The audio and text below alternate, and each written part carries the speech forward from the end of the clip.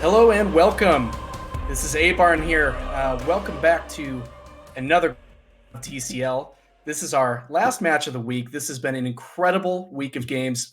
Thank you, everyone who's been tuning in. We've had a great time. I know few of us have casted a couple times. You're seeing some familiar faces. Tonight here, I'm with Mr. Bloodbath and Beyond. Blood, how you doing, buddy? I'm doing pretty good. I'm excited to cast again. It's a lot of fun doing these streams, so excited to see this matchup. Yeah, I mean, I think it'll be a good one. Something fun for the group here. We are, those of you who have known me in the past, I used to walk around with a buzz cut all the time. Here I am sporting the man bun. So is my buddy here, Mr. Bloodbath and Beyond, who I believe is the same way. I took it out, unfortunately. You did take it out. Damn it. Well, I was hoping for the double man bun cast. Cast synergy already off. Next time.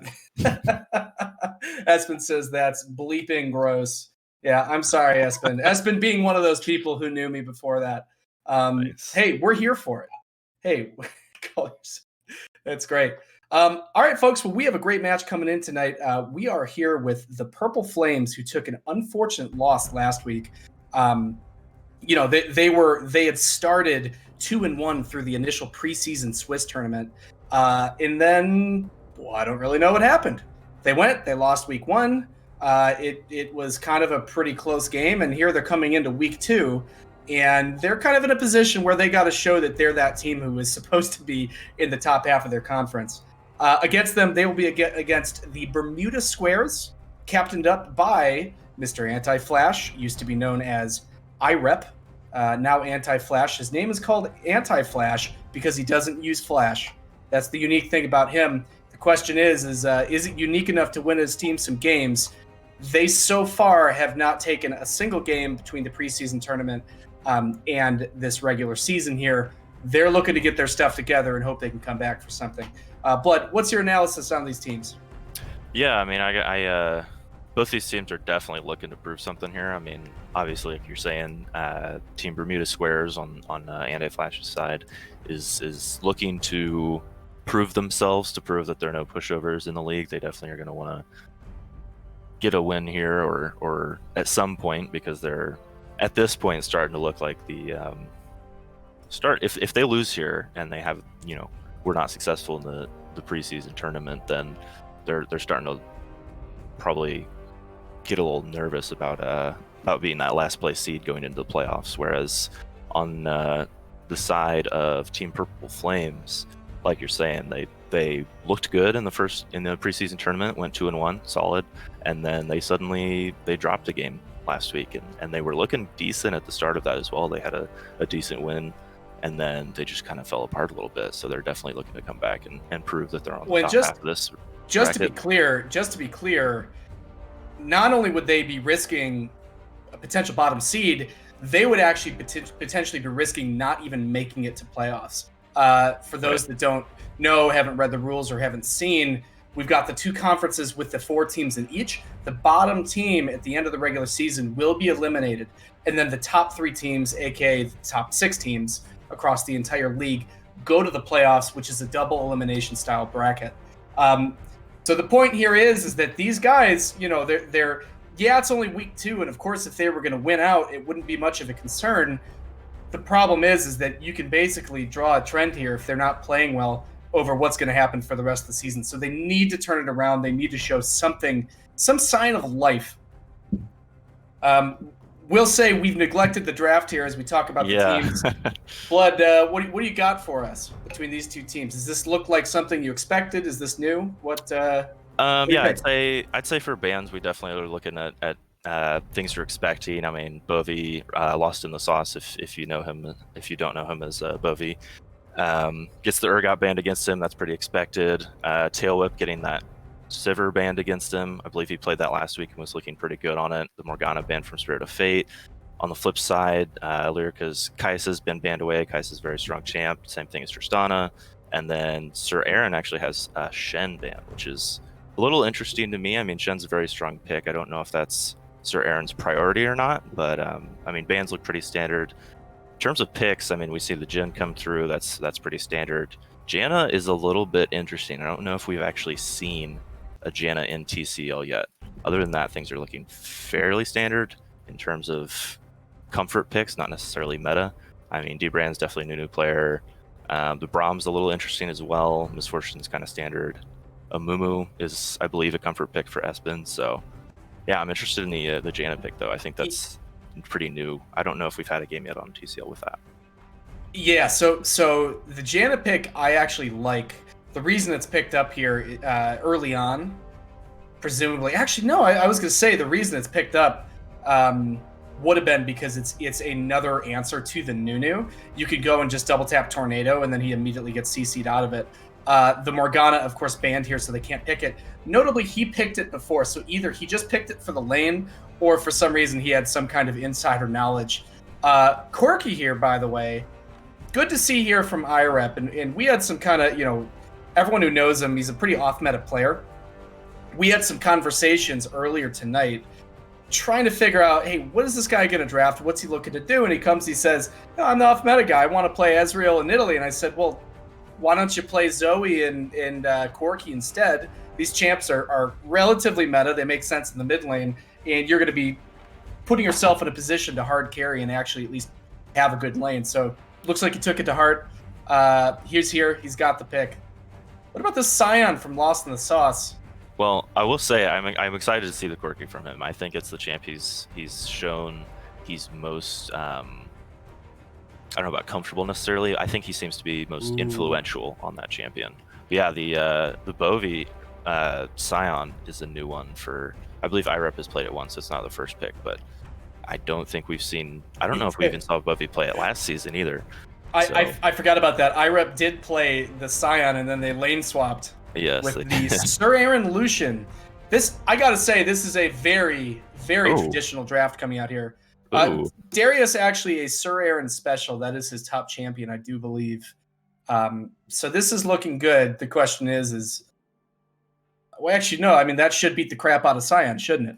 Oh yeah, absolutely. I mean, Scion is a champ that is deceptively hard to push out of lane. You'd think, oh, he's just a tank, but he has a lot of sustain. His mana costs aren't terribly high. And he's got a shield and will usually go corrupting potion, but in general it should be a pretty abusable matchup. And on top of that, they would definitely win the 2v2 when it's 3 tanks and a Darius. So. Well, and I figured the premise of that is that he's got the he can basically zone with the Q. The thing is Darius is one of those champions that can just immediately pull him out of the Q. Right. So if you're maxing Q, there's nothing basically nothing he can do. Yeah, I believe if you do pull him out of the queue, I don't think it goes on a full cooldown, but it does give you a window to trade. So the Tranimal here in chat saying, I'm not a fan of either of these comps. I do agree in the current state of this meta in League right now. I will say the Amumu does seem a little bit strange while Nunu's up, while Hecarim's up. And he's showing he's like to play these characters, especially like Hecarim's amazing against Misfortune for obvious reasons. What I will say, though, is that all of these guys will perform best on very traditional front-to-back comps. Scion presses R, runs into the middle of them. Amumu follows up, press R. Victor drops his stuff on top of all of that. Maybe Jin sits in the back and goes for but you're not going to see any kind of flanks from these guys. And so I like seeing them play towards that at least, even if it's not something that some of these other teams will do. But again, it's going to come down to what Bermudasquares does here. And honestly, we need to watch this Corky from Anti-Flash pop off. He is a Diamond 4 mid laner. He is one of the captains, and thus far across this league, he hasn't really shown any kind of carry. I'm going to say initiative, call it what you want. It hasn't happened yet, but we know he's a good player. We've seen it. We've played a lot of games. We've got a community here that plays all of these in-houses and normals, and he pops off like crazy. The question is can he do it tonight in game? That's what we want to see. Right, and I got to disagree just a little bit. I kind of do like the comp from Bermudasquares here. Less so because of meta. I mean, you can't really expect them to be picking particularly meta, especially when you have Anti-Flash as your team captain. And Tiny Merc. Yeah, right. We got multiple non-meta players. But they've got a lot of comfort here. I mean, Darius for Sir Aaron, like you said, one of his top champs, very comfortable on that. Dbrand definitely likes the Nunu, wants to be playing the Nunu. Corki for anti-flash is, I mean, across the board, they have pretty comfortable picks. They have things that I assume they generally wanted out of this draft. So I gotta say, I think it's a reasonable draft from them. And on top of that, I did notice they picked the Braum first, and the Jaina was picked into the Braum. I'm not any kind of a bot lane expert, but I feel like Braum is pretty good against Jaina, especially if you have a Misfortune behind you, because any CC that they would have to stop your Misfortune ulti, Braum can just throw up a shield and there's no more tornado. So yeah, I'm still a little perplexed by this Jaina pick, but we'll see if they can make it work. Yeah, well, it's kind of the Spirit of Fate special. Most notably, Lulu does not show up anywhere on the ban list. Yeah, could have been picked here. That's a little bit surprising. So what I will say is that if you know you're going to be prioritizing the Jhin, which I believe they would have picked first pick, as is kind of blue side tradition. During TCL, there's always a single ADC that gets picked blue side every single time. Last time it was Caitlyn that had like an 80% ban rate. Now it's pretty much Jhin every single time. Yeah. They picked it, but the thing is, like, the Lulu Jhin, and like as much as Lemonilla wants to think it is, Jhin and Lulu don't work. Yeah, it's not a good lane. It's not a good lane. It's not. Yeah, it's not bad in the sense that like it'll never do anything. It's bad in the sense that it's a weak lane, but if you get to the late game, then it'll be strong. I mean, if you have a Lulu buffing a Jhin when Jin's got 1000 AD, obviously that's going to go well for you. But in lane, it's definitely not the same as having some kind of hyper carry, because you can't buff Jin's attack speed. Got some spam in the chat here, making sure to get rid of that for everybody. It's your neighborhood friendly security officer, A-Barn. Nice. Handling multiple roles tonight. Casting, moderating the chat. Telling you how bad Bloodbath and Beyond is after our most recent match. Debatable. I mean, one word, pentakill. You did get a pentakill. You did get a pentakill. Verd accused me of cheesing him by calling those mid lane roams. I mean, would you call that a cheese? What do you consider a cheese? What do you think? I would say a 4-man Ryze ulti with your bot lane, like right at level 6, is a little bit cheesy. It wasn't level 6. It was the second dragon. It was early. It was very early. Also, we had just taken dragon as a team, and he's standing up basically under my turret. What am I supposed to do? Not Ryze ult under him. The man has to die. I mean, bringing the bot lane is the cheesy part. I don't blame you for ulting behind him with the jungler, with the bot lane showing up. The 4-man was a little cheesy. Yeah, well, hey, it is what it is. Then I'm bringing the Gouda, baby. Expect it every time. We'll watch out for that one next time. Ooh, D-Brand's actually getting found earlier. Walking up, yeah, absolutely being found early. Getting hit by the Scion Q. He's going to have to go over the wall. The question is, does Espen have the CC to anything to actually get on top of him? Espen has Q up here. Did take 2. He's actually going to get the first blood. Beautiful bandage toss from Espen, finding that, Lost in the Sauce is really looking for this. He's feeling high on his team. Goes sits the second CC, and the rest of his team just runs away and says, no, we got what we came here for. Yeah, unfortunate for D-Brand there. I think if you want to go there and ward there, you got to go straight to that bush and sit there so that when you get there, there's not a Scion charging his Q. Presumably, he was trying to get a ward on the blue to see if Amumu was starting blue first. If there's going to be a jungler who would start blue first, it's probably Amumu. He's not in this case, but... Right, I just mean that I think he could have gotten there a little faster is all. Oh, yeah, I agree. Absolutely. Yeah, I think he was kind of messing around and then decided he wanted that ward. That's something you want to figure out pregame. Ooh, the cheese coming in from Tiny Rick and Lyrica. They're going to get a little damage on the Spirit of Fate, but ultimately they can't land any kind of CC. Sir Aaron running Lost in the Sauce down level 1 on this Darius, reminding him who he's playing. Says, get out of my lane, brother. Now here's the thing, Mr. Sauceman, he took biscuits. He has this pot. Sir Aaron actually goes down pretty low considering that he doesn't have the sustain from that item. And I actually think Sauce probably, after all this sustain, technically wins the trade. We'll see once we go back top lane. Well, that's the thing. If you can, in the end, in the top lane, if you can trade, if you start Doran's in a pot and you can trade your potion for 2 or even 3 corrupting potion stacks, then you're sitting pretty, because then you have the advantage of stats. But yeah, it'll depend. Good point. That is a really good point here. Like there, when if Sir Aaron can just walk up and Q over and over, then he'll definitely win that in the end. That's a good point. By the way, Anti-Flash here, I don't know if he's played against Victor recently. I think the champion's broken. You know, I think some of the stats would disagree, but in team play, it really pops off. But he goes up for a level 2 trade, and I think he forgets that you can't trade against Victor like that early. Yeah, Victor's not as quirky anyway. Victor's a spooky champ right now. He's definitely safe. I'd say item changes were good for him. Interesting watching D-Brand, if we can move up to the jungle here from production. So he comes around top, and it looked like he actually had a gank angle onto the Scion, but then he runs down because he wants to contest the Scuttle. But then he lets the Scuttle go anyway. So I'm curious if he was originally intending on ganking top, and he and Sir Aaron were on a different page or not. Either way, he's going to run down and find the second Scuttle here. And yeah, I think go even with it. I would guess that they just decided we have a gank coming in top side with the Amumu onto Anti-Flash, who, again, as you can imagine, doesn't have Flash. He's really easy to gank, and I think we're going to see a lot of that coming here. Yeah, meanwhile, Spirit's been found in the Dragon Pit here. D-Brand just says, I don't want it, runs away. I think you take that.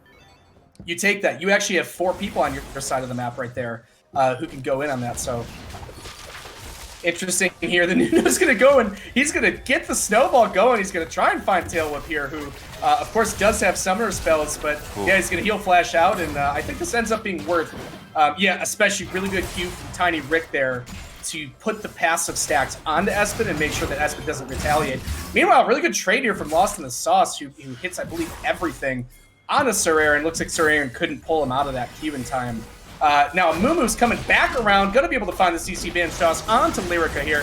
Lyrica gets the Jin W onto him, he gets the root. The question is, can D-Brand get the snowball here going? He does get the Flash Q onto him, and Espen's gonna be taken down. The TP is coming in here from the mid laner, from this Victor. It's not gonna make a difference. He died pretty much immediately, and really good play here. Turnaround from the red team. Boy, is this an action-packed first 5 minutes.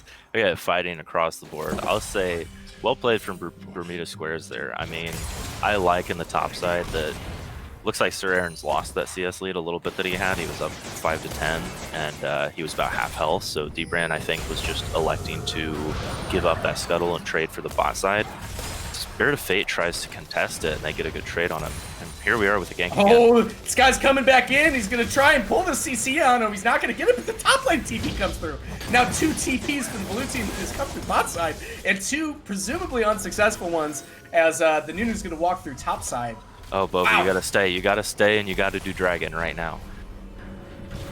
Oh, that TP is so bad. If they stay and do Dragon right there, it's a free Dragon. They can't contest because Sir Aaron maybe could TP, but they already have numbers advantage, and they were just forced off. But Bovie instead is TP'd to kind of save his bot lane from a gank, and then is now, maybe if he can get back up to that wave in time, it's going to crash into the tower, but not good for... Anti-Flash playing really far up, and he actually dodges the wrong way. He didn't even realize the Amumu was there. He just accidentally dodges the Vanish Toss, and nothing doing right there. Unfortunately here, Sir Aaron not able to push this wave in fast enough. Bovie might find a way to lose all these minions anyway, but your goal there is obviously, while the guy TP's bot, you have to push the wave in and make him lose a wave. I think he just didn't have the items to actually be able to push that through. Yeah, I mean, Sir Aaron was currently at his tower, so I think he did as fast as he could. Well played by him to trade on Bovie while he's trying to finish up class. That wave gets a good little trade, prevents a little CS there. And I will say, I do have to give Bovie credit for the same reason that you just said. Bovie pushes the wave in, he immediately goes back and he TPs straight from base, I believe is what happened. Because he set the wave up in such a position, he can actually TP to bot, go B, and then walk all the way back, and even then the wave is just pushing into him. So I think that's kind of a clinic in wave control top lane. You know, go back and watch that and see how much around the map you can basically move when you do things like that. Yeah, I mean, if he had gotten something out of that TP, it would have been very, very good for him. But unfortunately, just TPing in and having the base right away does still set him a little far behind. I want to call out at the beginning, or towards the beginning, when they found Spirit in that Dragon Pit. was talking to IREP today, and he basically said, oh, well, hold on, we'll call this because I think this Amumu is actually going to try and find a gank here. I don't believe this is warded off. Yeah, it's not warded off. He does have the scrying, what's it called? The vision circle. Let's call it that. The Oracle lens. Thank you. The support. I have my own spectator. I looked at it, but oh, right here, this man's gonna come in and find the Amumu right there. Amumu hits him with the CC at the same time. He's still gonna get caught through this. The Braum is up in really good position, and no one can actually help this guy out. He's gonna have to flash over. Really good positioning there from the Braum, who basically cuts off Spirit and Tailwhip from being able to walk up through that, and they actually have to go around. So good looks here from the Bermudasquares bot lane. I'm surprised they're not doing Dragon. I mean, Amumu's a 3rd HP and just had to flash out. I think both these teams could have attempted a Dragon by now, but they're just, I guess they're probably a little scared and wanting to play it safe. Both teams are definitely wanting to be smart in this game. So what I was going to say, my only concern for these guys is I talked to Anti-Flash before this game, and he basically made a comment to me that was something to the tune of like, yeah, our main strategy is we're gonna avoid fights at all costs until we can get to the mid game. And I said, you know, there may have been a day at League where in League where you could do that. All that says is I'm going to give up all pressure across lanes and let my opponents do whatever they want. Now, that's not what's happening here, but like there's definitely a few of these times, like when they caught Spirit, when the Dragon, you know, they had the potential. I'd like to see them go for those plays. You know, they're kind of like those 80-20 plays. That Dragon's an 80-20. You may as well take it. You're not going to get 100-0 plays every single time. Right, I do like that they went ahead and they recognize that they have a bit of an advantage here, and also are leveraging that quirky package to take that Dragon. So well played on them to grab it early Dragon. Well, and that's the funny thing with quirky package is that against, you know, well put together teams, you are very rarely going to be able to. Oh well, we got a gank coming in here onto this Victor, who has to flash. He does have to flash out. He absolutely would have died to that. Good flash, good gank here coming up from D-Brain. Oh man, that caught me. They caught me right in the middle of that. Oh, about quirky package. Yeah, so if you're playing against teams who are kind of well put together, you might have to stop yourself again.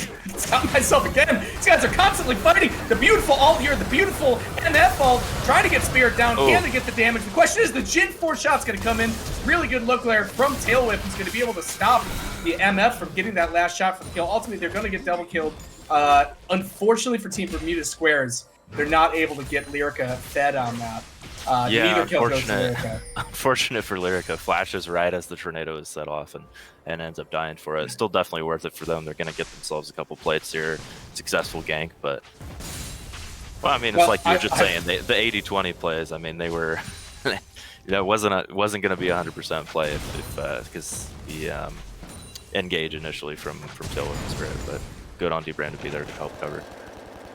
Good gank in the top lane. No, never mind. We sure might. No, he's gonna get warded off and hopefully go. Yeah, he's gonna go kill this thing forward and at least deal with some of this vision.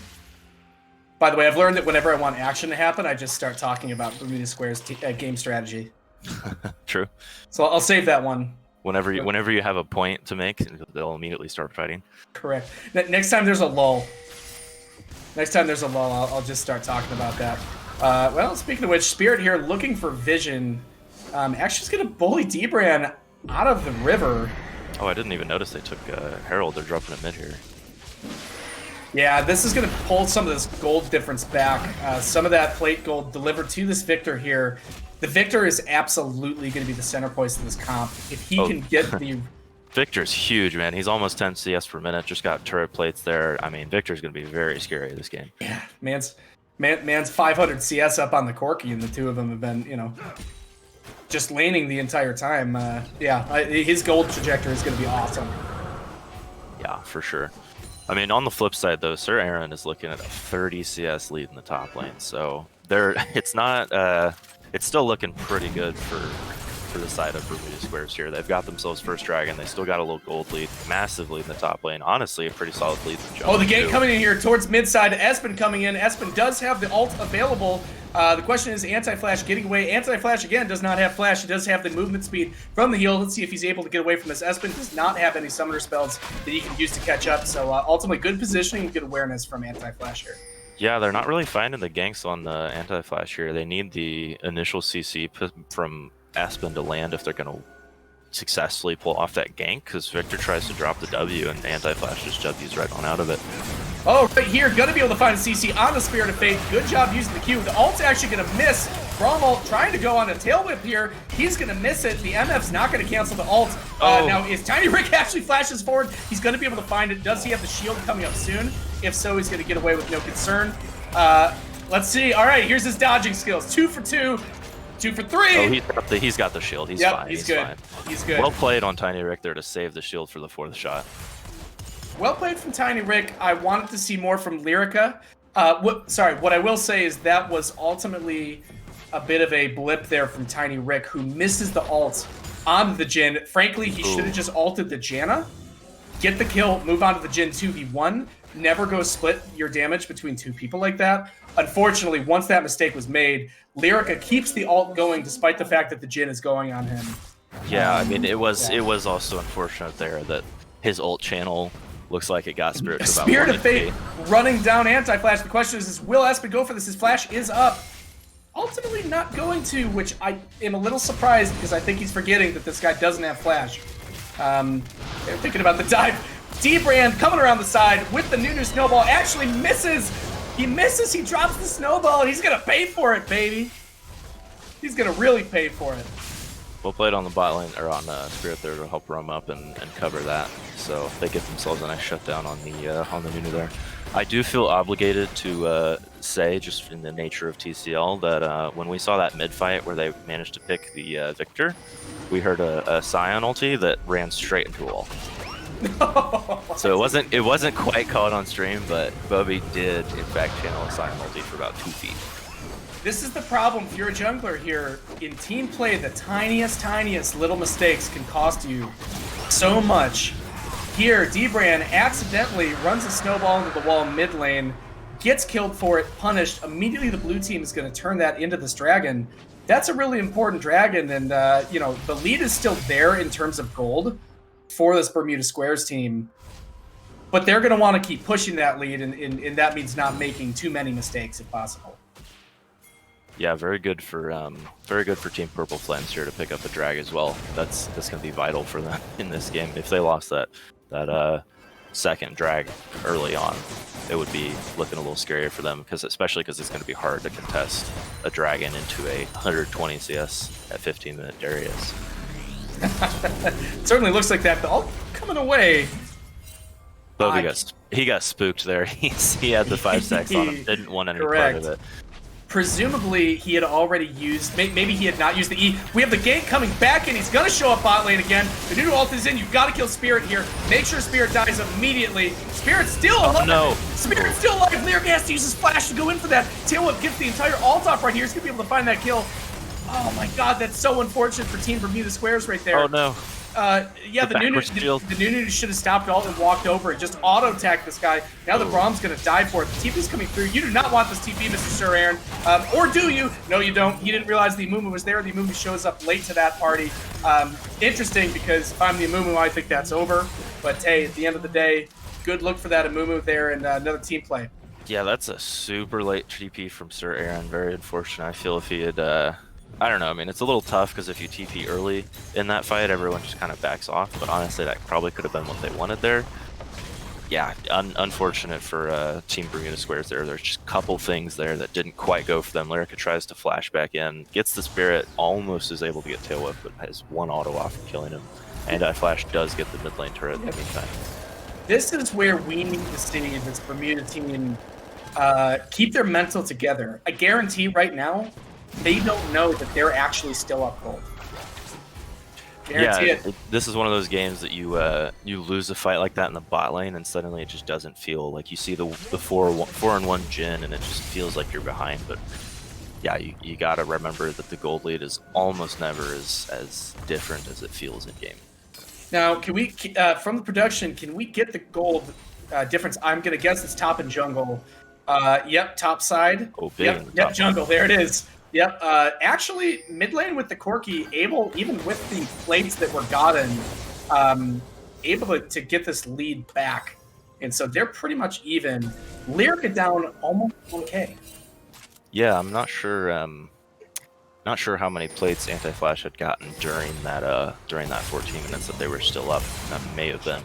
This might be a Corky package coming in here. Corky is definitely bot side looking for the roam. I don't remember if he just picked up package. We're gonna see. He might actually just be coming down. He is gonna come down. Tiny Rick, yeah, you gotta look for Spirit. If you can hit the CC, that's it. That's exactly what you need. Now the question is will that Janet all keep him alive?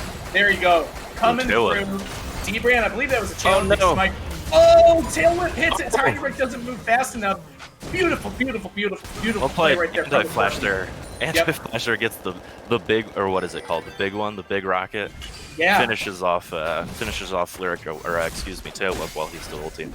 I'm gonna say worth. Yeah, honestly. I mean, I don't think Dubren needed to die there. I mean, I think he may have taken one too many turret shots, but still definitely worth overall to get the turret in bot lane. I believe they've just gotten Herald. Yeah, they've just gotten Herald in the top side with Espen and Sandy.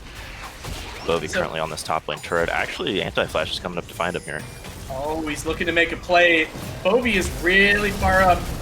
Oh, Anti-Flash goes in. You know, I gotta say, if the man had flash. Yeah, he could have flashed in front there. He tries to get in front of him with the W. He's not able to quite find it. Herald was dropped in the mid lane. We'll get a turret. So here's one mistake. Oh no, Lyrica's getting collapsed on big time. Lyrica not even realizing where the victor is. The mid tower goes down. Yeah, you can't be there, buddy. This is where the organization of the team needs to come together, not fall apart. They're still doing just fine. They've made a couple plays.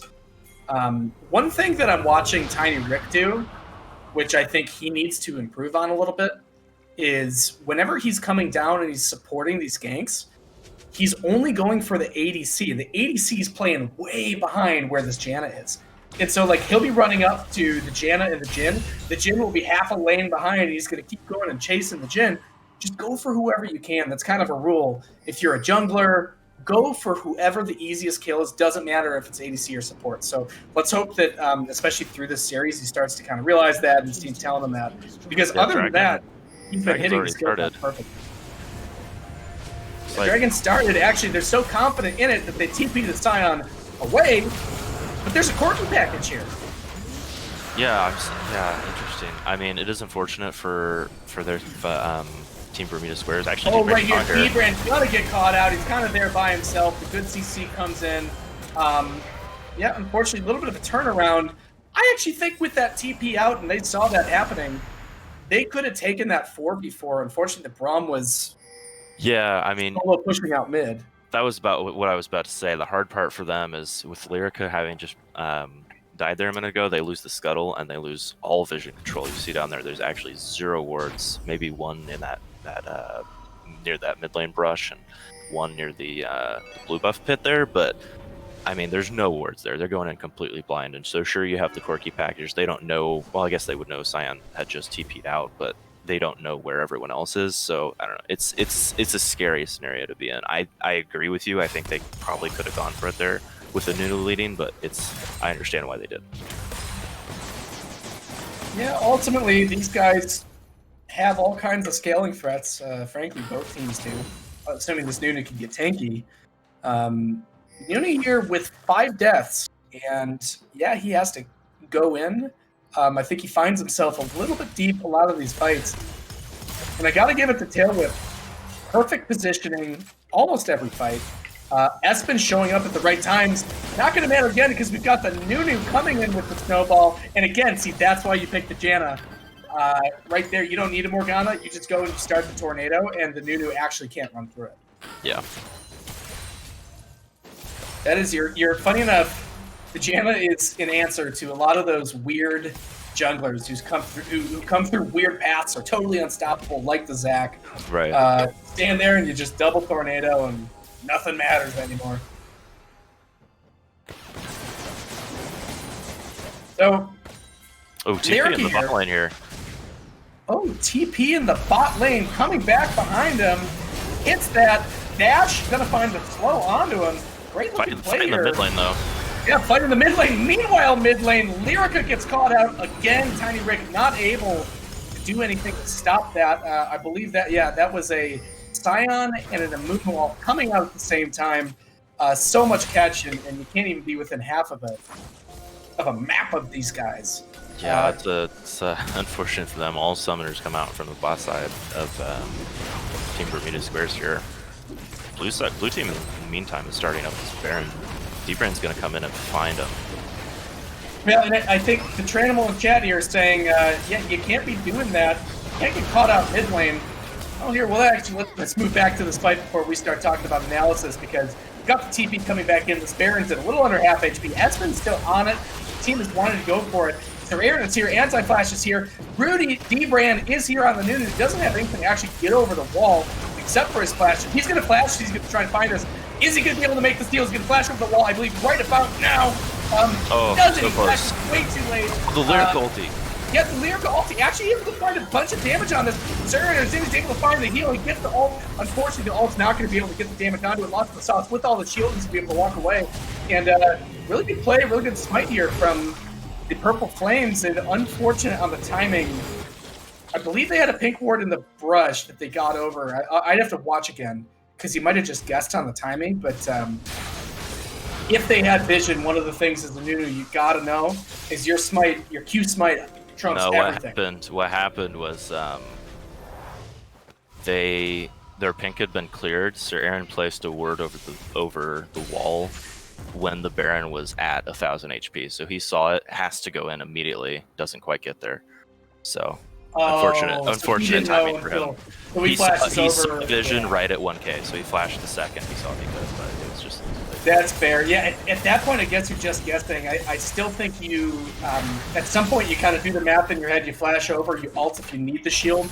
Yeah, then the word comes down earlier. Oh, Sir Aaron here, gonna actually find this item and, yeah, try to find Espen, but actually the Scion goes on, he hits two! The Jin ult is coming through on the very back line. Anti-Flash almost going down. He knows he has to take to find the damage. He's killing this front line here. Sir Aaron's gonna die. It's gonna be this 1-for-1 trade right here. And look at this dive, all these guys. Tail Whip is the front line! Your tank is a Jin! He's running into the front line. There's nothing anyone can do to stop him. He's gonna run, he's gonna flash. Get that Jin. triple kill damage onto him, and this might be, I think they can end here. Yeah, that Jin is huge at this point. He's 10-2, 1k shutdown sitting on him. He's got 3 items. It's a big force shot coming in. The Anti-Flash here with the Corky package that he literally just picked up. If these guys stay, I think he has to go back and heal first. Yeah, I think he's standing around the tower right here. You might be able to make some kind of play. These ults are down. He has to prevent these guys from getting this last tower. Yeah, he's just stalling for his team there. Okay, yep, that's a good play. Definitely the safe decision. Yep, smart move by him. Yeah, they're gonna have to, if they want any chance in this game though, they're gonna have to contest this dragon here. Which, I mean, Espen is still sitting on a third health, quarter health. Ooh, Sir Aaron's going in though. Yeah, he's gonna go and he's gonna find the E on the Sandy Snake. Sandy Snake actually has to flash out. D-Brand standing in the middle. D-Brand commits a little bit too hard. He should have just run away. Actually, he's gonna be able to get away with the face rush. Lyrica from the side. You can't ult from there, buddy. You gotta be standing behind a tank. You ult from the side. Tries to get the damage. Unfortunately, can't get to it. Tiny Risk's gonna die. D-Brand's gonna die. What? Anti-Flash sitting in the middle of 5 people. Quadra. Looking to make a play, and Mr. Tail Whip with this consistent play across every game just shows why he's one of the great ADCs. Yeah, that'll be the end of the game there. We'll play it from Team Purple Flames here. They looked a little rocky, honestly, in the first few minutes of the game. I don't know if maybe there's a little nerves or what. Maybe they didn't expect the life that we saw out of Team Bermudasquares, but yeah, well played in the M to get the advantage here and close out this game. Oh, Espen actually going in at the end there. Able to find that. Yeah, I'm going to go ahead and say Bermudasquares improved a lot that game, so I'm really happy to see that. I think we'll leave it at that because I want to talk about the Purple Flames, who their vision as they were kind of invading through that blue side of the red jungle, basically got like 3 or 4 pickoffs in the middle of that game. Probably what you might expect from the damage graph here. Yeah, I think that's pretty safe to say. The Jin pops off here. The Victor has, the second guy on his team who's this totally outshined, still does more damage than anyone else in the entire game. besides the Jin originally. Yeah, I do want to make a quick point about this, though. I mean, looking at, like, Anti-Flash was pretty comfortably even with the Victor the entirety of that game. And honestly, it was like 3-0 at the end there, looking quite strong, almost on 3 items. He had the 2 going into that Baron fight. Like, he's not weak, and yet he's still only doing around 1100. And I think that may, kind of look back to what you were saying earlier, that you talked to him and they were not looking for these fights. And I don't know if you could do that, especially when you're strong on that Quirky. I mean, I don't think we saw any, like, initiative, I guess, like you were saying, with like the Quirky Correct. packages. I mean, yeah, I mean, they're sitting back a little bit, and I understand where they're coming from, because when you are in this position of having lost a lot of games, you want to try and stop the bleeding. You want to play it slow. You want to be as safe and not give as much as possible, but you also can't just do nothing, right? So correct. I mean, yeah, some of those, I want to say the game turned around when the Nunu looked for that sort of almost random gank mid lane, runs the snowball into the wall. They lose the fight. Blue team goes and takes Dragon, effectively uncontested at that point. And I think when that happened, I honestly think that the Bermudasquares looked at that and said, well, we are not strong enough. We obviously are losing this game. Now we got to turtle and do nothing. And you can't do that. And I hope they watch this VOD later and realize they were actually winning even after that on the gold advantage. I hope they click into their match history right now and see that the graph was even the whole time. Yeah. Well, is what it is. Good game here. I think next game, most importantly, we want to see that early tempo from Bermudasquares. Good play for the beginning from D-Brand, extended through the entire game. That's what we absolutely have to see. We saw some life from them. We saw some reasonable ganks. We did see some heads up play early on. I like to see D-Brand on another comfortable jungler making those plays for next game. Correct. All right, folks, we're going to go for a quick break. Thank you for tuning in. We're having a great time here. Hope you are too. It's going to be about 5 minutes. We will be back shortly. Stay tuned.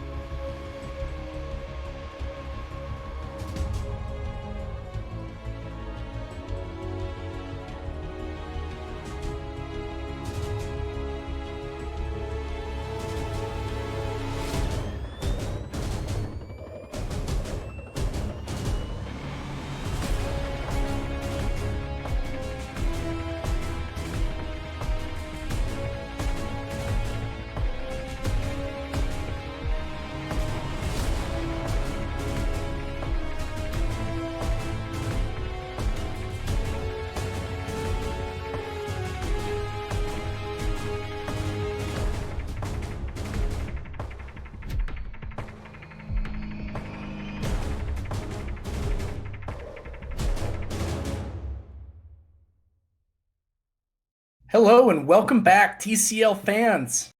We're here after a pretty interesting game one. Ultimately, a lot of good plays from both teams, but towards the end of the game, completely skewed towards this team, Purple Flames, who just sort of, whether they scaled or started making the right plays, had the right vision. I'm not entirely sure. That's for our analyst here, Bloodbath and Beyond, joining us on this cast here. Blood, give me the analysis. When did that game turn and why did it turn? Yeah, I mean, like you were saying, it's pretty even for a while there. I mean, there were just a couple little fights there in the mid game, like we said, like near the dragon or that one gank in the mid lane that didn't go quite as they planned. And honestly, the Baron fight, once they had gotten the lead, just extended that, and they made a huge Baron play. So once they got the lead, they knew what to do with it, and they closed out well. It was just a matter of Team Purple Flames finding that lead in the first place.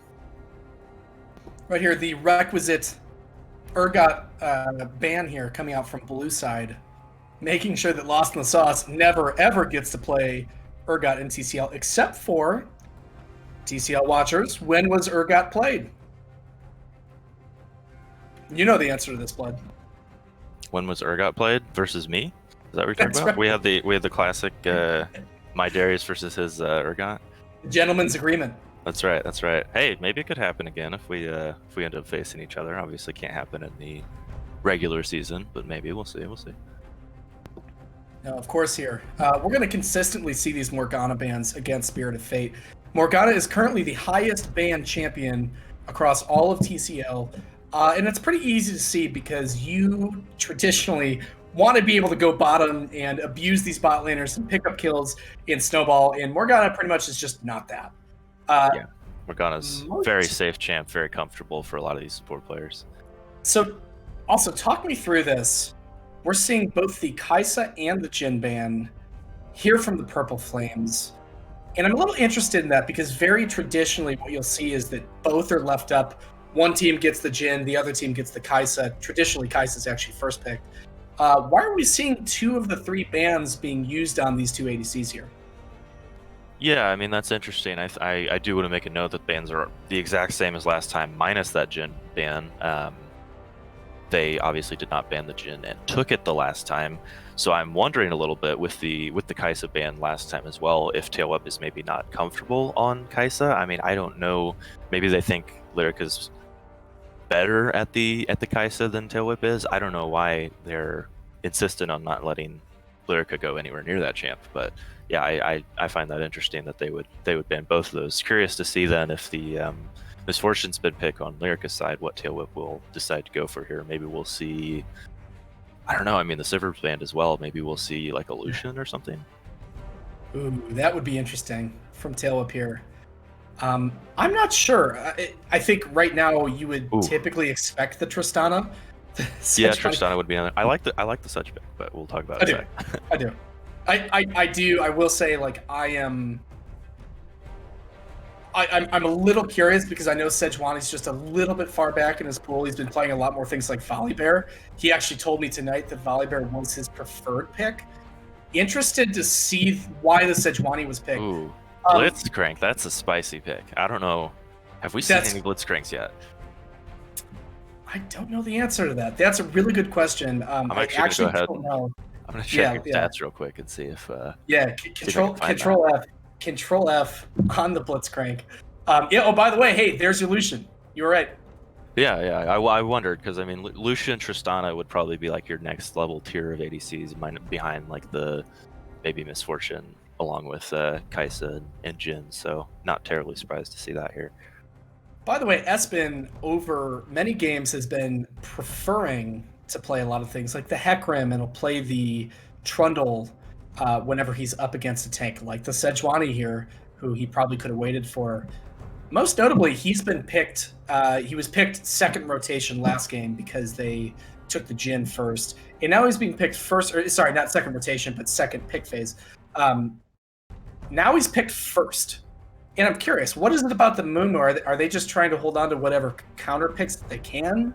Well, just Mumu feels weird. I feel like there's other champs he could be prioritizing over Mumu. Yeah, I would agree a little bit. I mean, I wonder a little bit. I believe Mumu is in D-Brain's pool, so I wonder if they are trying in any way to pick that away from them. I don't know that T-Brand's prioritizing it like you were saying earlier. I mean, I think he wants something like the Nunu or the Sedge, but I mean, Amumu kind of fits into that same category. We're almost seeing the exact same comp from Spirit's team over here. The Scion coming out again. The Ornn was banned here from Team Purple Flames, even though that is one of Sauce's favorite picks. Most notably, Set not picked on either side. And Sauce goes for the Scion as opposed to the Set, which I would say is by far his best champion right now. Oh, he listened to you to a T. I told him, chat, anyone who was here, I told him to play that Zoe. He wanted to play. The man tells me he wants to play Ezreal mid and Nidalee. I'm kind of excited here. So I did look at our what is it, the quote unquote pocket pick stat for our TCL, at least for this season. I'm not sure about last season, but neither Blitzcrank nor Zoe, I believe, have been picked this season, unless it's been more than once, which it definitely hasn't been. So, Trainable calling for the Malzahar, by the way. I hope this isn't a Malzahar because that team has negative damages if it is. Yeah, they'll be struggling to get through a Sedge with the Malzahar, but give me the Viger. Oh, that's a classic Sandy Snake mid laner, the Rumble, which I have no idea. I feel like those champs are so far out there between Zoe and Rumble. I have no idea how that matchup goes. I would assume that Rumble just can't get anywhere near Zoe, but at the same time, Zoe before 6 is not that long range, so I don't know.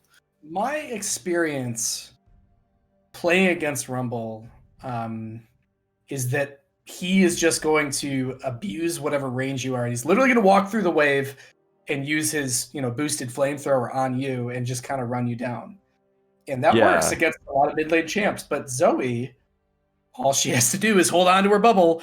And if you ever walk through the minion wave, aka in such a way where you could get the damage on, you just hit him with the bubble. So I'm interested to see where this was coming from and if he's even seen this matchup before. Hey, notably, maybe Mr. Anti-Flash will pick up a flash here, or maybe he will. It'll be a matter of the principle of it, and he just won't pick it up because he doesn't want it. I do believe he's allowed to use flash when he picks it up. He just refuses to use it in his own summoner spells. Right. We'll see if he's. We'll see how dedicated he is to the anti-flash. If it's a matter of no flashes, period, or if it's just I don't take flash. We'll see. Yeah, I don't know that dedicated. Well, he the reason he does it is because he has this feeling that I guess it's not needed. He thinks that he says it's a bait. It's not needed for all champs. And I think most importantly, he wants to prove that you can win without taking flash.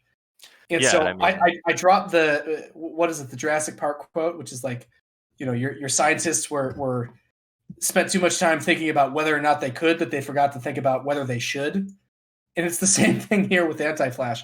Like, he spends all of his time thinking about that he could not take flash. Right. And he forgets the fact that, like, when he's playing a lot of playmakers and stuff like that, he's actually screwing his team by not taking it. So, I mean, I don't know. I mean, I understand it to a degree as well, where like it's a comfort thing. I mean, I believe he's been playing this game a while, and I don't think he's been taking flash for quite some time. So it would definitely be awkward if like I suddenly had to not take flash for some reason. Like, I understand from a comfort standpoint. I don't know that I necessarily agree with the decision still, but I get where he's coming from for sure. Well, we're going to see what happens here. I think if you're the Amumu and you know the Zoe doesn't have flash, you are going to be looking to aim your bandage toss at every time she's coming back. You're going to aim for that and you're going to hit it right there. And she has no way to get away from it anymore. So the question is, can they actually execute that? Which I think at this point, Espen probably can. As long as he has a lot of those ganks didn't come through last time because he had the W on that Corki. I'm curious to see if he'll be able to get out of these ganks this time around without having some kind of mobility. Maybe, I don't know what summoners he is going to take. We'll probably see, I'm guessing, something like Heal Ignite or maybe Barrier Ignite. So one defensive, one offensive. We'll see if he's able to get out of ganks with a single defensive spell here. Well, I'll tell you what I'm hoping for from Anti-Flash. Believe it or not, you don't have to get away from a gank if you kill the ganker. True. I'm hoping he can do that. I'm hoping this man, the captain of his team, D4, the dark horse, coming back, hasn't won a game yet, getting ready to win this game here. This is when they turn it around. The man's finally listening to direction. He's playing the Zoe. Zoe's a great champion from him. He's very good at it. A lot of us have seen it. Question is will he execute, pull the team together, or is this going to be another kind of turn here from TPF? Yeah, we'll see. I think one thing we haven't necessarily mentioned yet, I don't know.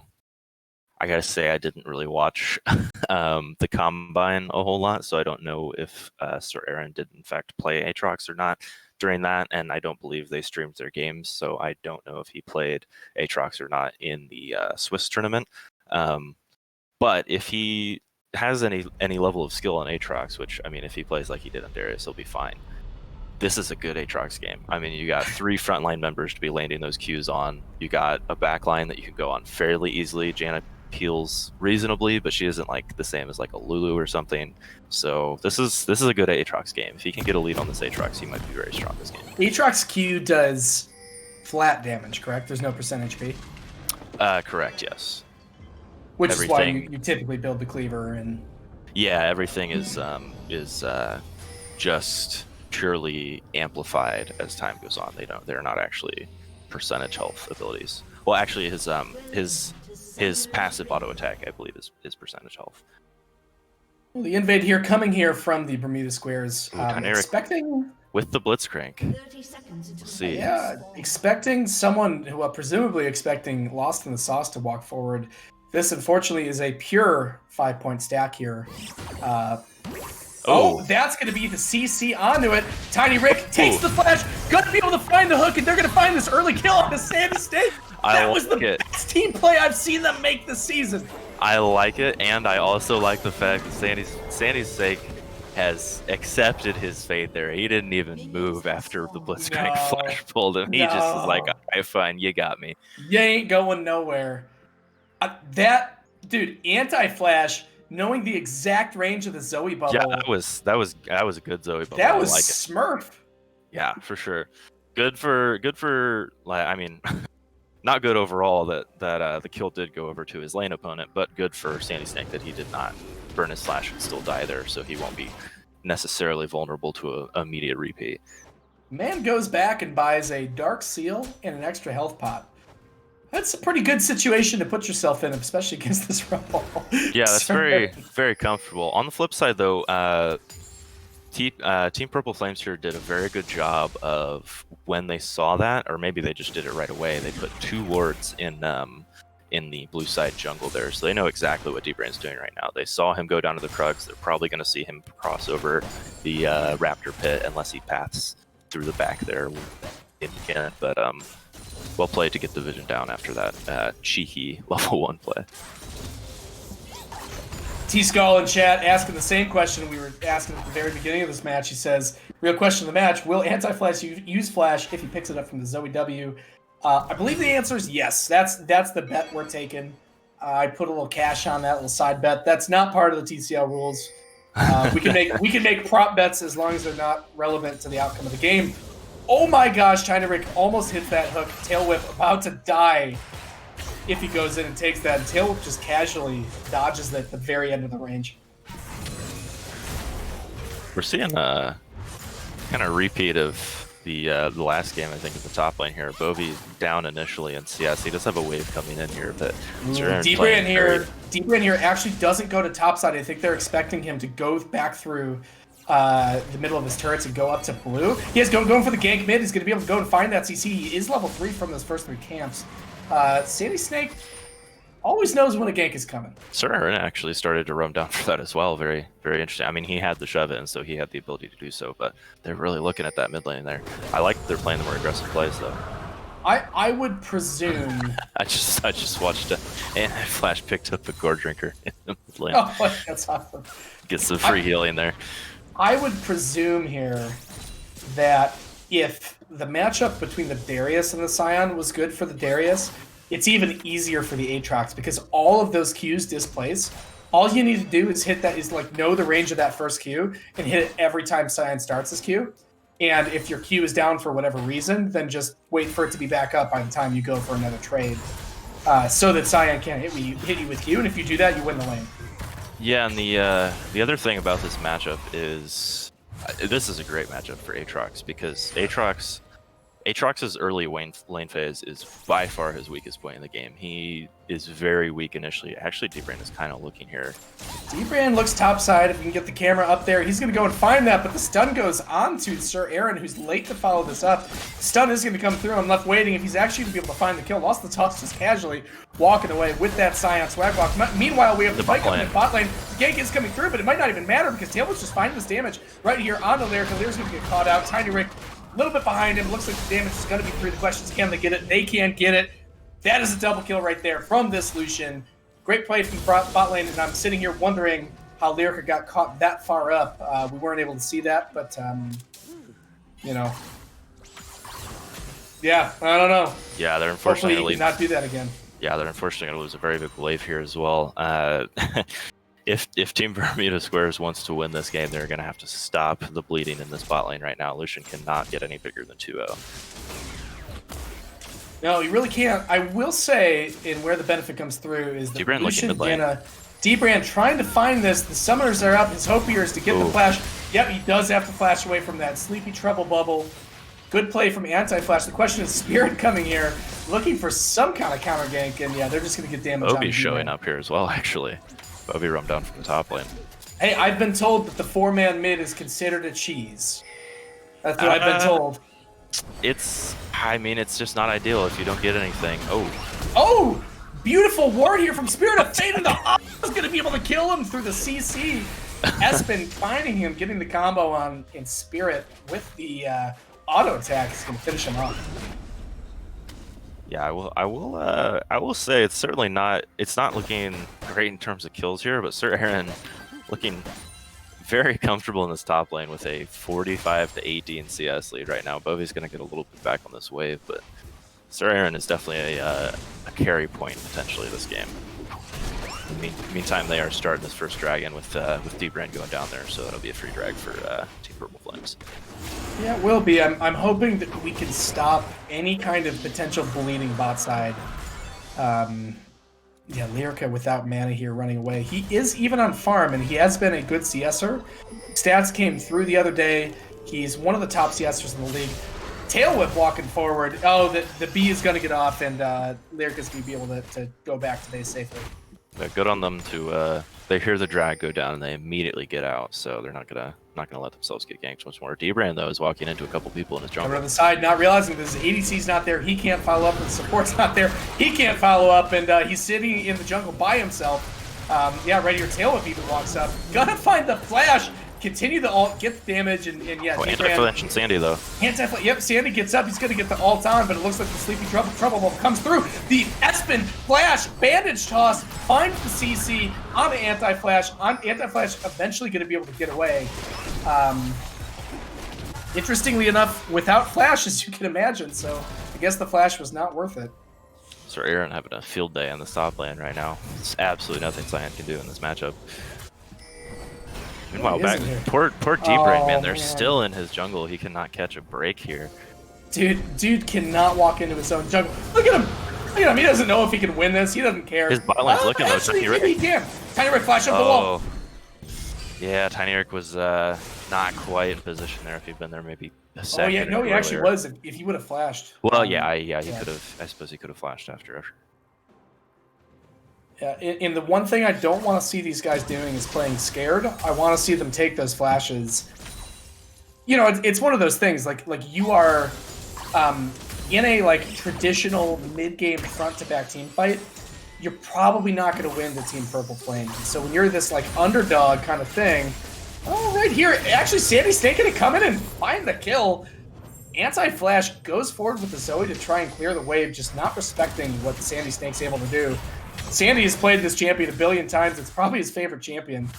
Espen just straight up walking to the bot lane here. I don't know what they're doing. He's just helping them push. I don't know if they're looking to dive here or what.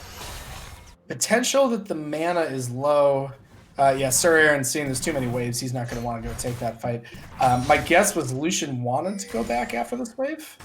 I think they're looking for the invade or the dive. He's still here. I don't know. No, yeah, that's what I thought. He was helping him push so that Lucian could get the. Oh, in the top lane though.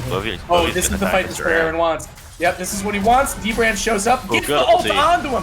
Brilliant, follows the flash. The Scion, well, yeah, you're going the wrong way, buddy. It's not where you need to go. Yeah, it's not where you need to go, and he's going to die. The question is, you know, that actually ends up being really, really smart for Bovie because the last person who hit him was this Sejuani. Yeah, doesn't want to give the kill over to Sir Aaron here, and I would have to agree with that play. I don't know if he maybe could have got himself out if he had gone to the right side, but he just doesn't think he can, so he goes to the left and decides to give the kill to.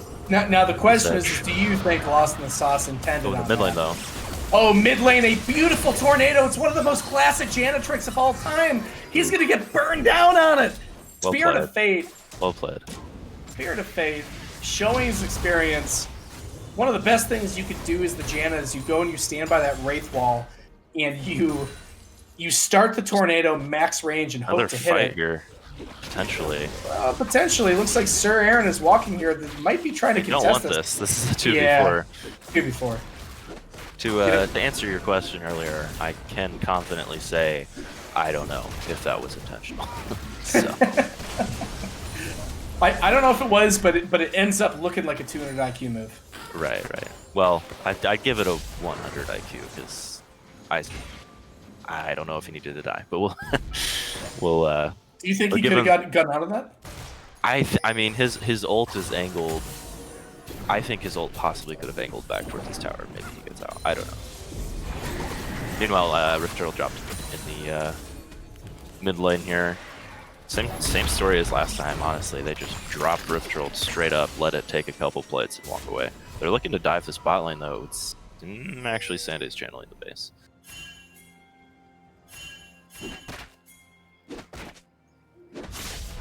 Looks like oh, Rudy actually coming down, trying to match that roam here.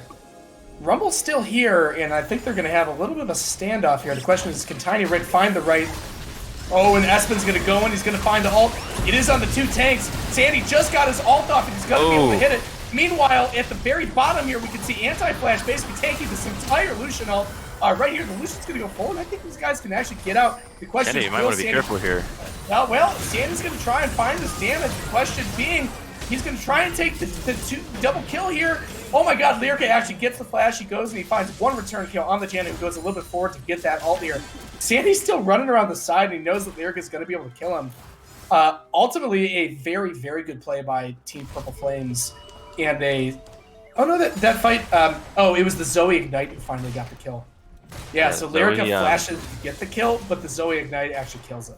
Yeah, it was actually well played by Anti-Flash there. He got behind his own turret, and he threw the bubble onto Spirit, who had just flashed in and ulted. I will say, though, in terms of, like, targeting priority, I feel that if they had just turned on Sandy's neck there, they might have just been able to blow him up, because Tiny Rick did actually land a hook and a knock up there, but there was just no follow-up damage, so...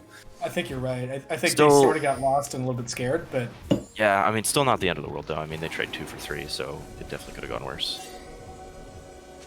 By the way, here, this build here from Sandy, who rushes the Sorcerer Night Harvester, maybe? Well, but you rush the Sorcerer Boots, and then you get the Hextech Alternator, which this item is so strong that people were sort of giving it crap, online about the fact that you may as well actually not use it to build the Horizon Focus, because it does so much damage that it actually outperforms Horizon Focus in short trades. Yeah, it is a lot of damage. Dude can literally melt Anti-Flash in like one single quick combo here. Yeah, for sure. So Aaron showing up in the mid lane, looking like these teams are both wanting to contest this dragon. Notably, Bovie's top lane without the TP. This could actually be the fight that Team Bermudasquares wants with Sir Aaron being here. He's sitting on actually 40 CS lead on Bovie. He's up about 800 gold on him. So they need to take this fight. These guys need to take it, though. They're kind of running around in circles. They're looking for Tail Whip in the bot lane, it seems, though. Okay, here's your fight. Here's your opportunity right here. You gotta kill Tail Whip. You gotta get the CC onto him. He's gonna flash forward. He's gonna go and kill Lyrica. Brilliant play by Tail Whip, who is probably gonna die at the end of his... Oh! He might not die. He's gonna get out. This man was 1 versus 4. Oh man, wow. I gotta say, there's honestly some just Anti-flash serious. away. Oh, he almost dies. Yeah. That was. I mean, there's just some serious misplays on Team Bermudasquares side there. I mean, Lyrica, even with flash or not, he can't be getting that close to tail whip. That was entirely Lyrica's fault. He can stay back and ult in. I noticed Sir Aaron does not ult at the start of that fight. Like, you gotta go. You gotta use your healing cooldowns and go for it. Yeah, Dbran. Oh, Dbran actually lives. Dbran's gonna get away. The TP coming in from Sir Aaron, who, yeah, he's gonna use his ult now. The question is will he take a Janet Tornado? The answer is yes. Yeah, I wonder. I don't know. I wonder if Sir Aaron was thinking he might not need it there. I don't know why you wouldn't ult at the start of that. Just because your ult gives you attack damage, so it's not just for healing and movement speed. Your ult makes you do more damage. Correct. So I'm not sure why. I don't know if they're just. I mean, yeah, like you said, burn your cooldowns. Like you gotta get that Lucian shutdown. You have a perfect opportunity there to get 1,000 gold shutdown. Doesn't even matter. Yeah. Almost doesn't matter. I mean, obviously you don't want on the Blitzcrank, but aside from that, it doesn't really matter who it goes on. I mean, even if it goes on Dbrand, he's getting tanky. Like, you need that 1,000 gold back. But yeah, I don't know. I guess they just maybe thought they could get it without using all their stuff. I don't know. Like I was saying though, I would have liked to see. Even without that pick, I would have liked to see them see Bovie in the see Bovie in the top side. His TP, it's not like it was closed up. Like, they should know that it is. Oh, we just saw a flash from anti-flash. Hey, it's been answered. Chat, it's been answered. There you go. We just watched Mr. Anti-Flash use a flash. He's actually getting Spirit walks in. Find some of that damage. Brilliant hook there. He's too far forward. These guys know that they're doing a lot of damage, but can Tailwind find it? Tailwind is going to find the damage, and he's going to find the Lucian dash after that, or the piercing light? No, piercing light for the Q. Whatever the light slinger. Thank you. The light slinger passive right there. Oh my gosh, this guy's popping off. Unfortunate there. Anti-Flash just doesn't have the damage to finish him off. He actually played well. It looked like he ulted in to pick up a heal and then used the heal, but yeah, it just wasn't quite enough for him.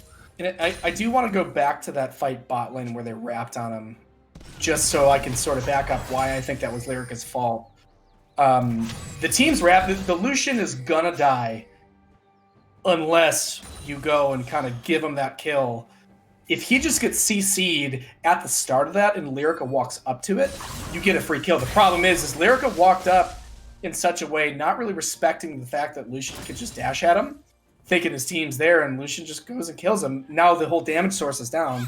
Yeah, and I mean, they could comfortably have Blitzcrank walk up melee range, knock him up, follow up the knock up with a Sedge Q. They don't even have to burn anything other than Lyrica could just sit back and ult him. And he dies, Lyrica picks up 1,000 gold shutdown, doesn't need to risk anything. Oh, I didn't even consider that. Yeah. We can get off that. You know, I don't want to give anyone too much crap. I think that's just a bit of a tilt play.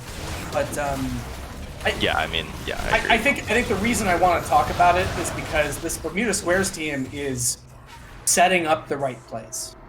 Right, I agree for sure. Oh, this pull from damage to follow up. Tyrix landed a few pulls here. I mean, his Blitzcrank is maybe he wasn't looking great necessarily in the lane phase, but he's finding a couple picks here. Just got the pick on Spirit not long ago. Mid-range turret. Maybe it'll be maybe if you can get a pull on the Lucian, they might be able to claw their way back into this game. But Herald dropping in the mid lane.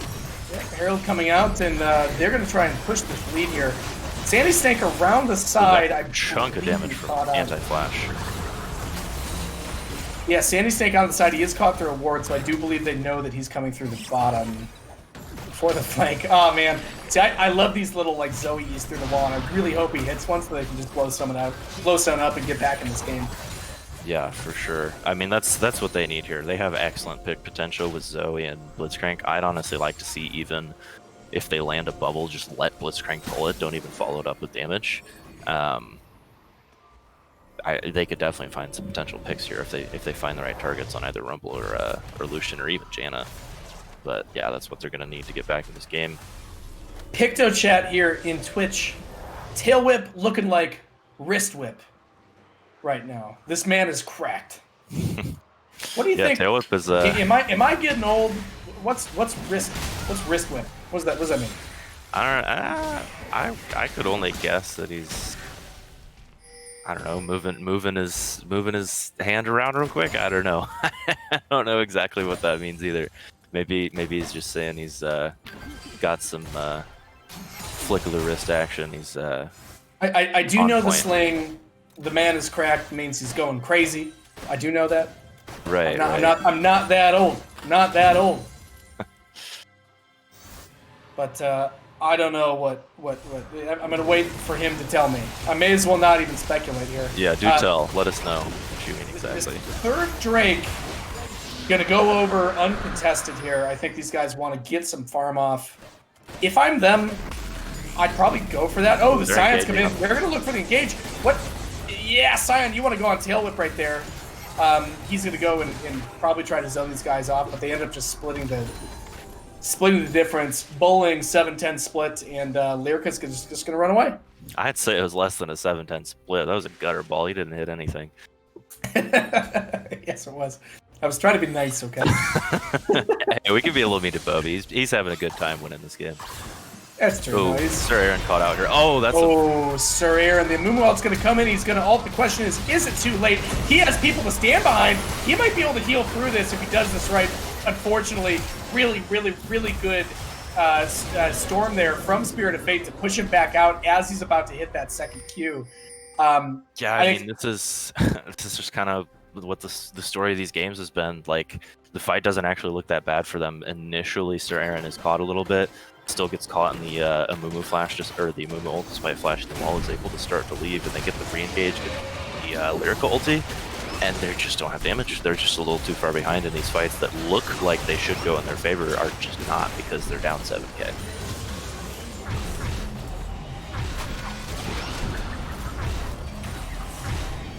Gotta say, I mean, sorry. Oh, you're fine. You're fine. I was just saying, Team Bermudasquares actually. Oh, if he's ulting again, I don't think the range on that ult is actually going to reach. It's going to cut off pretty soon here. Yeah. Yeah, no, it's going to come off. But Sandy coming in through the bottom side of that and actually forces a flash for the Blitzcrank and Lyrica. Yeah, double flash. Double flashes. Zoe with another Gore Drinker. I think that's great when. Oh, little. Timing there. I think it's great when Zoe finds like a Gore Drinker, like a Stride Breaker. It just looks so weird because there didn't used to be these like AD active items before this season. It's funny. So someone I want to call out who's doing really well here is Spirit of Fate on this Janna. The Aatrox, I thought, even though he did get caught out, him going for that play. They're looking for Sir Aaron. They're looking for Aspen coming in for Sir Aaron, who's a little bit far up, and yeah, they're gonna walk out. But yeah, the Aatrox actually has to go back in, tries to get the healing. They try to make the fight work, and he's going for the second Q, and Spirit of Fate immediately ults him away as he's about to hit it and heal up a little bit. So all game, really just really good plays here. Oh, that's going to be the solution. The ult's going to come through. He's going to get a lot of damage on a Tiny Rick. The question is, Espen slept in the front line, tail whip standing under turret at this point. The question is, can he actually get it in? Oh, he's going to get away with the dash. The Ignite is on. Is it going to take him down? It's not going to take him around the side. Got to try and find Lyrica. Anti-Flash is trying to make this into something that it's not. I don't think he'll be able to find it. Let's see if, I think nothing doing. Really good play there from Tiny Rick. Honestly, Bermudasquares, I think, played that in general really well. They're just too far behind to actually make that a thing. Anti-Flash hitting the sleep right there onto this squishy tail whip. Again, nothing doing, and they're not going to be able to find anything for it. Yeah, it's just the same story over and over and over again. I mean, they're just not able to. I mean, they find good plays, they find good opportunities, and they're just not able to close on them because they don't have damage. They're a little too far behind. Oh, we're just gonna ult out here. I do want to make a quick note here. If you would do me a favor and tell me what's Bovie's kill participation right now? Bovie's KP is Wait, I believe that's 0. If I may, you could find Bovie's KP in the bakery. In the what? In a bakery.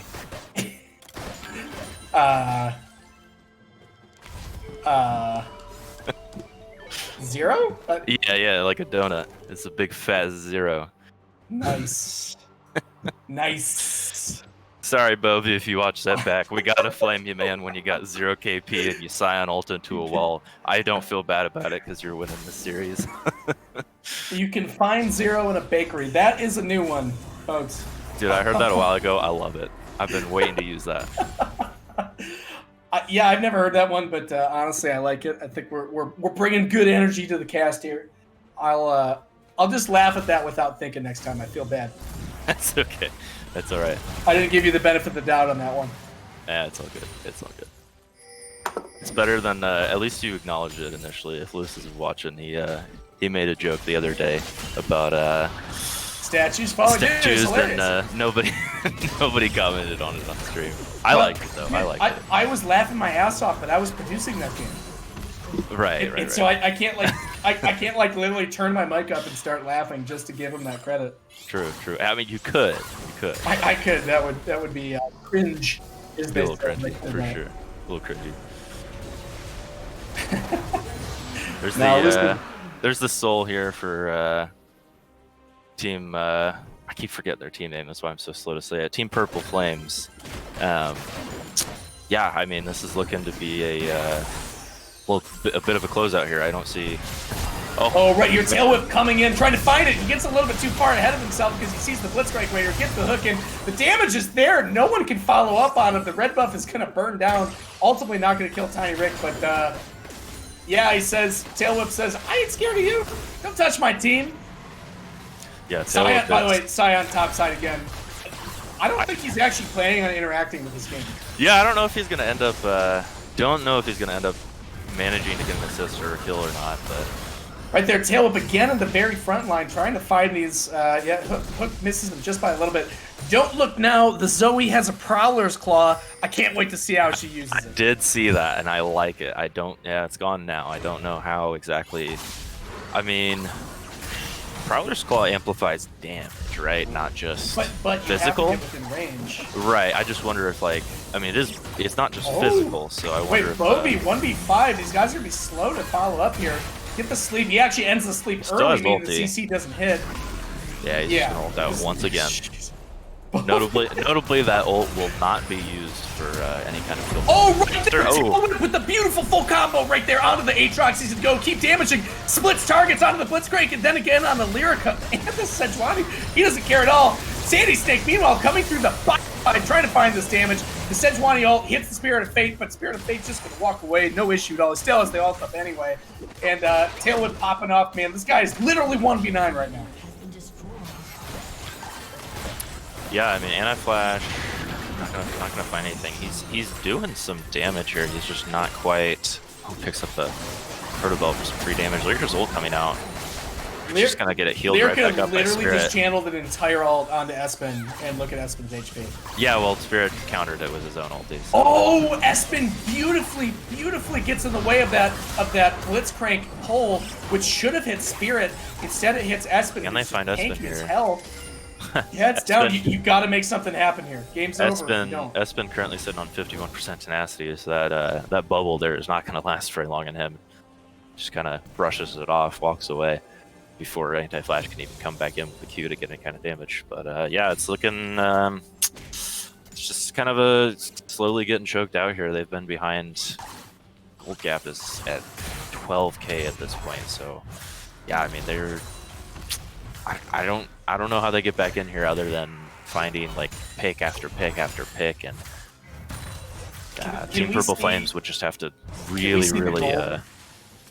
see the gold here, yeah. So 5.5k of this lead is exclusively on the ADC.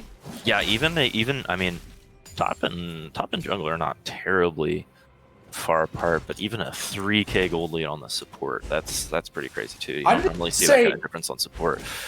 No game with this sort of solo carry here, even with the Baron taken here, no single game is over while there's a Blitzcrank on your team. Quite possibly. I don't know. This is looking pretty grim for them. I do want to note, I don't see... Oh, Espen flashing. Oh, right here, trying to find this onto the Spirit of Fate, who gets slept here, all the CC onto him, but at what cost? Anti-Flash, again, without Flash, the man can't get out. He's gonna die there to a load of CC, and yeah, these guys don't need their support anyway. Yeah, they lost their worst player. What's the worst thing that needs Spirit of Fate? Literally last picked on their team, picked after Lemon, the worst of the Trzynskis. Well, you say picked after Lemon as if, you know, Lemon isn't the much better player.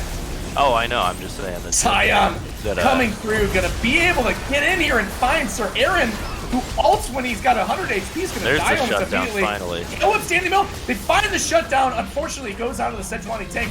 Once again, I don't even know if it's gonna matter at this point because these guys want to finish. Oh, standing right in the middle of this Rumble ult. Yeah, these minions are just gonna. There's the game.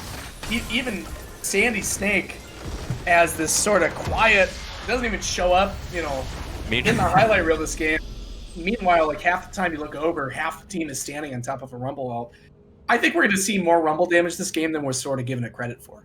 Yeah, I mean, Bovie heard us in the background there. Maybe he was watching the stream like he shouldn't be, and finally gets himself on the board with some kill participation right at the end there.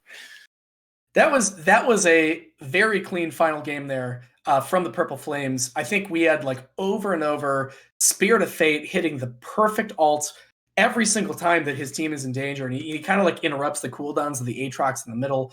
A couple great positioning plays I saw from Espen, especially at the end there when they could have found, or not quite the end, but when they were chasing the back through bot side after the inhibitor, and he tanks the hook that should have hit Spirit. That one looked really good. Tail Whip going crazy. I gotta say his positioning kind of sucked. Didn't matter. He's jumping into like 4 people and he kills them faster than the 4 of them can kill them. I think did definitely eat a couple Blitzcrank hooks there, but it didn't end up mattering. He did. It didn't matter. Yeah, that was just good play. And like I'm not going to necessarily say that even that game, Bermudasquares did anything inherently wrong besides just not playing as a team. The team play wasn't particularly great, but I think it was just sort of all out play every time we looked anywhere from Team Purple Flame. So, man, what a match! What else are you thinking here? I mean, when I next see this team play, speaking of Team Bermudasquares here, I would like to see them honestly do the exact opposite of what Mr. Anti-Flash apparently had said that they were going to do. I want to see them go in for these fights. I want to see them look for every fight that they can. Maybe not, throw themselves under towers and int per se, but I want to see them going for these fights. I want to see them going for kills, and I feel like if they just commit to it, use their cooldowns like we were saying, give it everything you have, you'll get some kills. Then after you get that advantage, just wait for your cooldowns to come back up and do it again, and you'll find that you're actually getting some good opportunities and you're finding some good potential plays. You just got to make sure you capitalize on them by using everything you got to ensure that you get something out of it. So I got good news and bad news here to chat. Good news here is that we are going to actually take what we did last night, do another player of the game interview. I think it has to be Tail Whip. I almost don't even figure I have to ask you, Blood, but I will anyway. No, I would. Yeah, I definitely agree with you. Tail Whip at his game there. I mean, I'd have to argue that maybe Bovie would be a secondary with a 0 kill participation, but just kidding. It's definitely Tail Whip. It's Tail Whip. I'm going to pull him in. The bad news real quick. The client is bugging as usual. We won't get the post-game screen, but Mr. Tail Whip is joining us anyway as the player of the game. Tail Whip, you're here on streaming to 32 viewers here right now. 32? Holy camole, that's a lot. It's a lot of viewers. What do you have to tell these people about what happened tonight? What happened? What did you do? Well, easy mode is letting me play Sivir because it takes a while for me to do anything, and they banned Sivir both games, so I just had to play actual champions. Now, do you actually play Lucian, or was this kind of a new pickup for tonight? No, I play Lucian. It's just this meta is so dumb. If you're not playing Jhin, Kai'Sa, it's like you're not playing anything. So it's just this is meta. I hate this meta. Now talk me through first of all that first game. Really good tempo from the Bermudasquares at the beginning of that, and then it just kind of fell off. Talk me through what happened there. What did the comms look like from your side? Well, we said, hey, there's an enemy champion. And then I proceeded to click on the enemy champion's head. And then I screamed 4, and then they died. That's it. All right, then. There you go. And you took that lead, and you went into game 2, and I feel like a vast majority of game 2 was incredibly convincing. So talk me through what happened in game 2. With Blitzcrank, it's super weird as playing against it, because Normally, champions just have like normal pressure whenever they're being there. Whenever Blitzcrank hooks, like he has no more pressure. So you saw multiple times he would walk up and hook me, but miss the hook, and then I just E in and just kill the AD carry because he can't do anything else in lane. I was So gonna I just say, yeah, killed the AD carry. you killed him every time. You guys took out Lyrica on a bunch of sort of positioning blips that we saw. We have the damage on screen here, and yeah, that's some Lucian damage. Yeah, you got some damage there. It looks like Yeah. if I can pull it up, you got about 12k or 11k more than your boosted rumble mid. So True. yeah, well done there. Yeah, so I believe next week this pits you against. You are Mr. against Toasty. Mr. Toasty on Team Monkey Brains, currently undefeated, I believe, across all games, not just matches. You put up a big showing tonight. What do you have to say to TCL fans, and in particular Team Monkey Brains, who have won all their games, about what's coming next week? Toasty gets carried. There we go. Toasty Fucking gets to my carried. ass. What's Moving going on. to happen next week? Nothing, because there's been a history of talking some dirt and then getting smacked. So you don't want to. TJ. I don't. Oh, hey, Blood, what's up? Hey, Hi. bud. Yeah, I'm here. Yeah, what's up? Blood did get smacked. It happened. I mean, I was there. pentakill. I was there. That's all I'm gonna say about that matchup. If we ever talk about it, pentakill. That's right. All right, Tail Whip. Hey, thanks for joining us, buddy. Incredible performance, especially that last game, and good luck next week. Yeah, TY. well played. Well played. Okay. All right, folks. Thank you so much for tuning in. I hope you liked it. I hope you liked the cast. Hope you liked our post-game interviews. Again, always give us some feedback about what else you'd like to see. And thanks for tuning in. We had a lot of fun tonight, and we hope you did too. Any parting words for us, Blood? Yeah, I mean, it was a fun way to end the week out. Good games from both teams. Let's see if I could check this real quick. We are going to have our next match on Sunday. It will be Bermudasquares again. Actually, will be playing the Chess Club, and you'll have Abarn and Bovey in here as your casters, and I will be on production. So come back on Sunday and check it out. Cool. Thank you all so much, and we will see you next week. Have a great rest of your week.